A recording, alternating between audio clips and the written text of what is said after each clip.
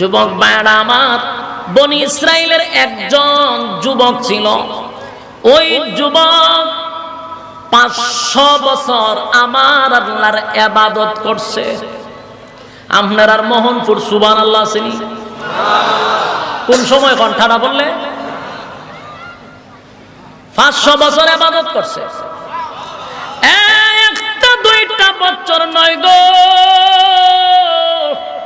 500 বছর, 500 বছর একা দ্বারা ইবাদত করছে, তাও একটা দ্বীপের মাঝখানে।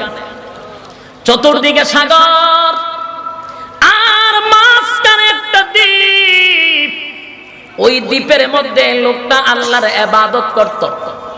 সাগরের পানি লবণাক্ত, পান করা যায় না। দ্বীপের মধ্যে খানারও কোনো ব্যবস্থা নাই। লোকটা বাঁচলো কেমনে? তার আশেপাশে